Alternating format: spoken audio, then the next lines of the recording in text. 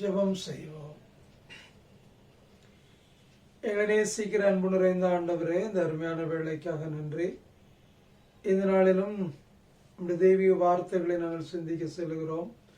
நம்முடைய வார்த்தைகளின் மூலமாக எங்களோடு கூட இடைபடுவீராக. அது எங்களுக்கு நல்ல நம்பிக்கையும் உறுதியான விசுவாசத்தையும் தருவது மட்டுமல்ல, ஆன்மீக வாழ்க்கையிலே ஊன்று கட்டுவதாக இருக்கும்படி உதவி செய்தரணும். இந்த வார்த்தைகளின் மூலமாக எங்களோடு கூட பேசுவீராக. இயேசு கிறிஸ்து நாம் ஜெபிக்கிறோம் நல்ல ஆண்டவரே, ஆமென். கர்த்தருக்குள் அன்பான திருச்சபையின் மக்களே, ஆண்டவராய் இயேசு கிறிஸ்துவின் ஈடு இணையற்ற நாமத்திலே உங்கள் யாவரையும் வாழ்த்துகிறேன். இன்று சற்று நேர தியானத்திற்காக தெரிந்து கொண்ட வேத வாக்கியம் அப்போஸ்தலனாகிய பரிசுத்த பேதுரு எழுதின முதலாம் நிருபம் 5ஆம் அதிகாரம் 6ஆம் வசனம். ஆகையால் ஏற்ற காலத்திலே தேவன் உங்களை உயர்த்தும்படிக்கு அவருடைய பலத்த கைக்குள் அடங்கியிருங்கள். அன்பான ஆண்டவருடைய பிள்ளைகளே, ஒவ்வொரு மனிதனுடைய வாழ்க்கையிலையும் ஆண்டவர் ஒரு திட்டத்தையும் நோக்கத்தையும் வைத்திருக்கிறார். திட்டத்தையும் நோக்கத்தையும் வைத்த ஆண்டவர் அந்த திட்டத்தையும் நோக்கத்தை நிறைவேற்றுவதற்கான காலத்தையும் சமயத்தையும் அவர் வைத்திருக்கிறார். அந்த காலங்கள் நிறைவேறுகின்ற முறையில ஒவ்வொரு மனிதனும் அவருடைய திட்டத்திற்கு உட்பட்டு அவருடைய சித்தத்திற்கு அடங்கி வாழும்போது, ஏற்ற காலத்தில் உரிய காலம் வரும்போது, உரிய சமயம் வரும்போது ஆண்டவர் அவர்களை உயர்த்துகிறார் என்பதுதான் இந்த வசனத்தின் மிக அழுத்தமான உண்மை. ஏற்ற காலத்திலே தேவன் உங்களை உயர்த்தும்படிக்கு அவருடைய பலத்த கருத்துக்குள் அடங்கியிருங்கள். எனவே குறிப்பிட்ட காலம் வருகின்ற வரையில் காத்திருப்பது அவசியமான ஒன்று. குறிப்பாக ஒரு குழந்தை இந்த உலகத்திலே பிறக்கிறது என்றால் அது 10 மாத காலம் தன்னுடைய தாயின் வயிற்றுக்குள் அடங்கி அமைதியாக இருக்க வேண்டும். அப்பொழுதுதான் அது ஒரு முழுமையான நல்ல வளர்ச்சி பெற்ற குழந்தையாக அது இந்த உலகத்திலே வரும். ஒரு கோழி குஞ்சு எடுத்து கொண்டால் கிட்டத்தட்ட ஒரு 22 நாட்கள் வரை அந்த கோழி முட்டைக்குள்ளே அடங்கி ஒடுங்கி இருக்க வேண்டும். அதற்கு முந்தி அது வர வேண்டும் என்று முயற்சி செய்தால் நிச்சயமாக அதனுடைய வாழ்வு பயனற்றதாய் அல்லது அழிகிறதாக இருக்கும். அதே போலதான் பறவைகள் இருக்கிறது, கூடு கட்டி குஞ்சுகளை பொரிக்கிறது. குறிப்பிட்ட காலம் வரையிலே அந்த குஞ்சுகள் அந்த கூட்டில் அடங்கி ஒடுங்கி இருக்க வேண்டும். தாய்ப்பறவை என்ன ஆகாரத்தை கொடுக்கிறதோ, இது அதுக்கு வழங்கப்படுகிறதோ அதை பொறுமையாக அமைதியாக ஏற்றுக்கொண்டு அமைதியாக காத்திருந்தால்தான் இறகுகள் முளைத்து உரிய காலத்தில் பறக்க முடியும். இதே போலதான் ஒவ்வொரு மனிதனுடைய காலத்திலையும் ஆண்டவர் ஒரு கால வரையறை வைத்திருக்கிறார். அவனை உயர்த்துவதற்கு, மேன்மைப்படுத்துவதற்கு ஒரு கால வரையறை வைத்திருக்கிறார். அந்த கால வரையறை வரை ஒவ்வொரு மனிதனும் பொறுமையோடு அந்த உயர்வுக்காக, மேன்மையாக காத்திருக்கும் போது உரிய சமயம் வரும்போது ஆண்டவர் அவனுக்கு அந்த உயர்வை மேன்மையை தருகிறார். வேதத்தில் அநேகருடைய வாழ்க்கையிலே நாம் இந்த கால வரையறையையும் அவர்கள் உயர்த்தப்பட்டதையும் நாம் தெளிவாக காணலாம். யோசேப்பை எடுத்துக்கொண்டோமானால் அவருடைய பிரயாணம் மிக கடினமான பிரயாணம். தன்னுடைய சகோதரர்களே அவரை கொலை செய்ய முற்பட்டு ஒரு குழிக்குள் தூக்கி போட்டு அதற்கு பின்பு வழி போக்குற இடத்திலே விற்று போட்டதையும், போத்திபாரனுடைய வீட்டிலே அவர் செய்யாத தவறுக்கு தண்டனை பெற்று சிறைச்சாலையில் இருந்ததையும் நாம் பார்க்கிறோம்.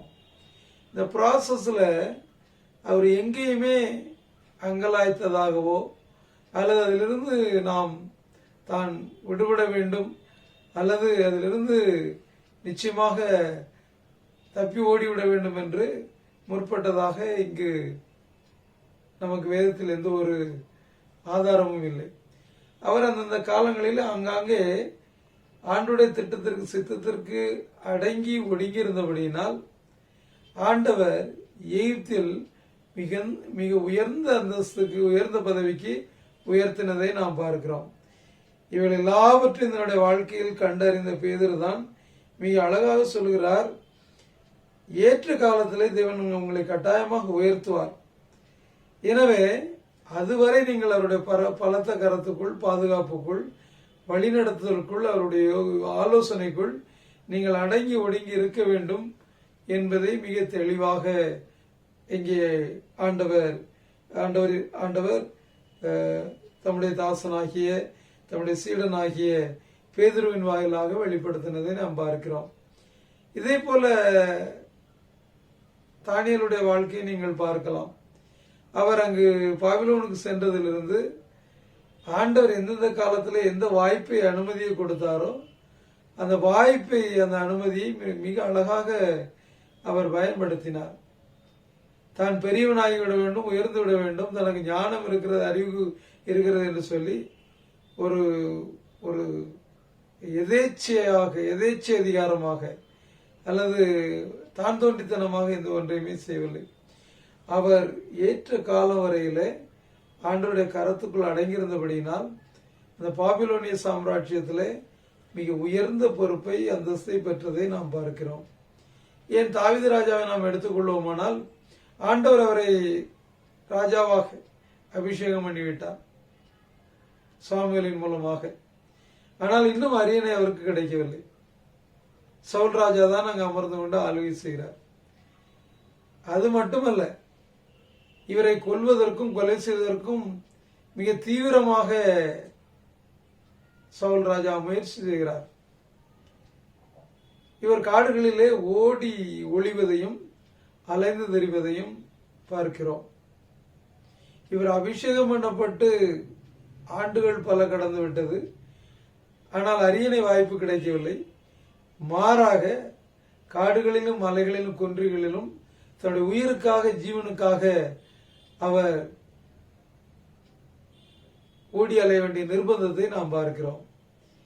அதுக்காக அவர், ஆண்டவரே என்னை ராஜாவாக அபிஷேகம் பண்ணிவிட்டு இப்படி காடுகளில் என்னை அலைய பண்ணுகிறீரே, வனாந்திரங்களில் தெரிய பண்ணுகிறீரே, அது மட்டுமல்ல சவுல்ராஜா என்னை கொல்வதற்கு எத்தனை பண்ணுகிறானே, ஏன் இது, இதற்காக, இதை காட்டிலும் நீர் என்னை ராஜாவாக அபிஷேகம் பண்ணாமல் இருந்திருக்கலாமே என்று சொல்லி தான் தோன்றித்தனமாகவோ அல்லது தன்னுடைய அறிவு சார்ந்தோ அவர் எந்த ஒன்றையும் பேசவும் இல்லை, எந்த ஒரு கேள்வியும் கேட்கவில்லை. அது எத்தனை ஆண்டுகள் என்று நாம் அறுதிட்டு சொல்ல முடியாது.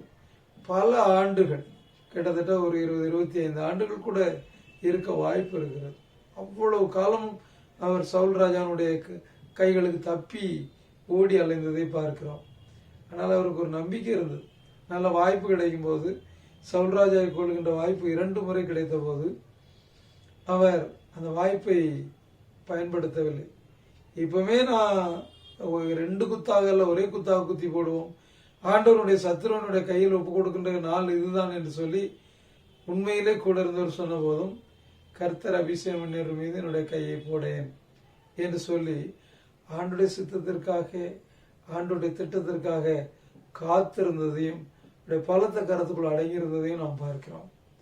ஆண்டுடைய பலத்த கரத்துக்குள் அவர் அடங்கி ஒடுங்கியிருந்தபடினால் எவ்வளவு துரத்தினாலும் பிடிக்க முடியவில்லை, எவ்வளவு கொலை செய்ய முயற்சி செய்தாலும் அண்ட முடியவில்லை, அணுக முடியவில்லை. அப்போ அவர்களுடைய பலத்த கரம் நமக்கு விசேஷித்த பாதுகாப்பை தருகிறது, விசேஷித்த பராமரிப்பை தருகிறது, விசேஷித்த ஞானத்தையும் அறிவையும் சாமர்த்தியத்தை நமக்கு தருகிறது. எந்த ஒன்றிலும் விழுந்து போகாதபடி நமக்கு ஆண்டவர் தருகின்ற உயர்வை நாம் பெற்றுக்கொள்கின்ற வரையில எந்த ஒரு சேதமும், எந்த ஒரு பின்னடைவும், எந்த ஒரு வீழ்ச்சியும் வராத அளவுக்கு அவருடைய பலத்த கரம் நம்மை பாதுகாக்கிறது. அவ்வாறு அவர் அந்த பலத்த கரத்துக்குள் அடங்கியிருந்தபடியினால் அவர் ஏற்ற காலத்திலே ஆயராக மந்தை மேய்த்துக் கொண்டிருந்த அவரை இஸ்ரவேல் சிம்மாசனத்தில் அரசராக ஆண்டவர் அமர்த்தினார். அன்பான அவனுடைய பிள்ளைகளே, ஆண்டவர் எல்லாருக்கும் ஒரு திட்டத்தை, தீர்மானத்தை, உயர்வை, மேன்மை வைத்திருக்கிறார். எல்லாரும் அவருடைய சமூகத்துல சமந்தான், யாருமே கீழே மேல கிடையாது. அப்போ யார் அவருடைய பலத்த கரத்துக்குள்ள அடங்கி இருக்கிறார்களோ, அவருடைய திட்டத்திற்கு சித்தத்திற்கும் காத்திருக்கிறார்களோ, அவர்கள் உரிய காலத்தில் அந்த உயர்வை பெற்றுக் கொள்கிறார்கள். யார் அதற்கு முந்தியதை அடைய வேண்டும் மேன்மை பெற வேண்டும் என்று சொல்லி விரும்புகிறார்களோ தோல்வி பெற்று விடுகிறார்கள். எனவேதான் அப்போஸ்தலனாகிய பரிசுத்த பேதுரு சொல்லுகிறார், ஆகையால் ஏற்ற காலத்துல தேவன் உங்களை உயர்த்தும்படிக்கு பலத்த கரத்துக்குள் அடங்கிருங்கள் என்று சொல்லுகிறார். ஏற்ற காலம் இருக்கிறது. அவருடைய பலத்த கரத்துக்குள் அதுவரை நாம் அடங்கியிருக்க வேண்டியது நம்முடைய தலையாய கடமை. அவ்வாறு நாம் அடங்கி இருக்கும் போது அன்று யோசேப்பை உயர்த்தின ஆண்டவர் நம்மை உயர்த்துவார். தானியேலை உயர்த்தின ஆண்டவர் நம்மை உயர்த்துவார். தாவீதை மேன்மைப்படுத்தி உயர்த்திய ஆண்டவர் நம்மை உயர்த்துவார். அந்த பெரிய சிலாக்கியத்தை நம்ம ஒவ்வொருவருக்கும் ஆண்டவர் தருவாராக. ஆமென். ஜெபம். எங்களை நேசிக்கிற அன்பு நிறைந்த ஆண்டவரே, இந்த அருமையான வேளைக்காக நன்றி. நீர் தந்த நல்ல வார்த்தைகளுக்காக நன்றி ராஜா. உண்மையிலே நீர் எங்களுக்கு உயர்வை மேன்மையை வைத்திருக்கிறீர், அதற்காக நன்றி. அதை பெற்றுக்கொள்கின்ற வரையிலே நாங்கள் உடைய பலத்த கருத்துக்குள் அடங்கியிருக்கும்படி எங்களுக்கு உதவி செய்யும். அதன் வாயிலாக நீர் ஏற்ற காலத்திலே எங்களை உயர்த்தி உடைய நாமத்தை மேம்படுத்தும்படியாய் செபிக்கிறோம். ஆண்டவரே, இந்த வசனத்தை கேட்டுக்கொண்டிருக்கின்ற ஒவ்வொரு திருச்சபை பிள்ளைகளுக்காக நாங்கள் நோக்கி பார்க்கிறோம். ஆண்டவர் ஒவ்வொருவரையும் ஆசீர்வதிப்பீராக, உயர்த்துவீராக. நீங்காத பிரசனம் பாதுகாவலும் அம்மட்டும் அவர்களோடு கூட இருக்கட்டும்.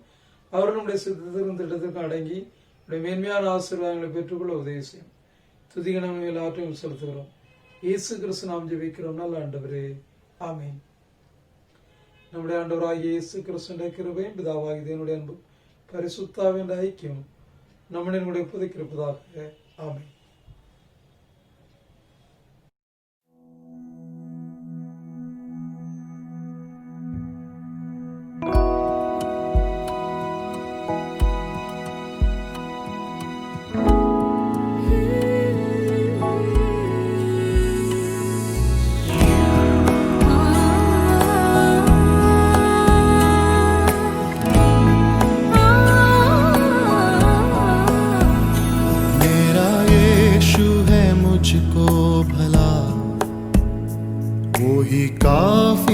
सदा सर्वदा मेरा यीशु है मुझको भला, वो ही काफी है सदा सर्वदा।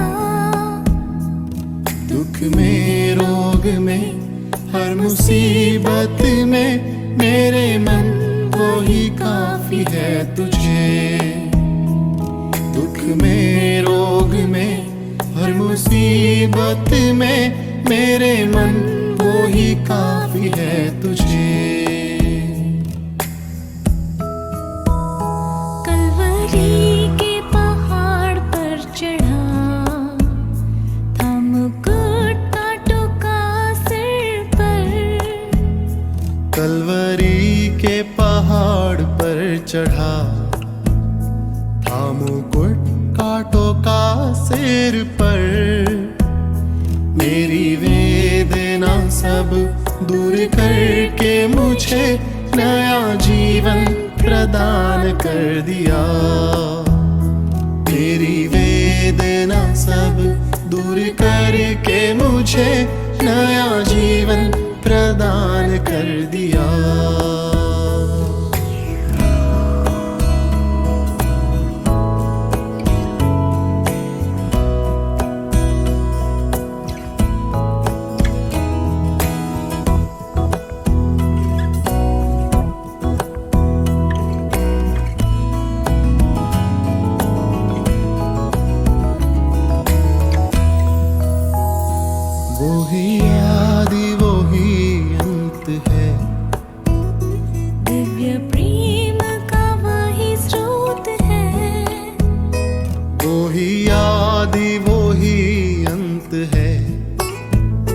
दिव्य प्रेम का वही स्रोत है।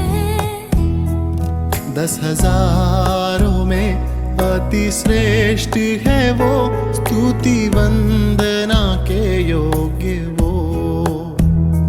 10,000 में अति श्रेष्ठ है वो, स्तुति वंदना के योग्य वो।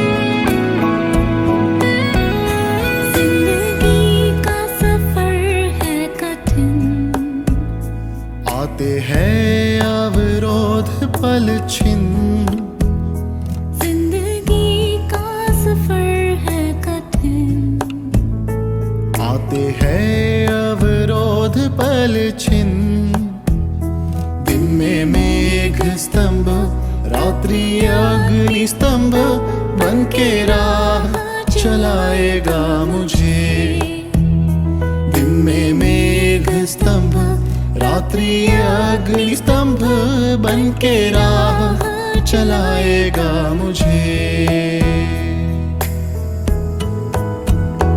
मेरे दुखों का होगा दमन आंसू पूछेगा जो आँखों की नम मेरे दुखों का होगा दमन आंसू पूछेगा जो आँखों की नम राजा बन के जब बादलों पर आएगा मैं भी उड़ उसके संग जाऊंगा राजा बन के जब बादलों पर आएगा मैं भी उड़ उसके संग जाऊंगा मेरा यीशु है मुझको भला वो ही काफी है सदा सर्वदा मेरा यीशु है मुझको भला वो ही काफी है सदा सर्वदा दुख में रोग में हर मुसीबत में मेरे मन वो ही काफी है तुझे दुख में रोग में हर मुसीबत में मेरे मन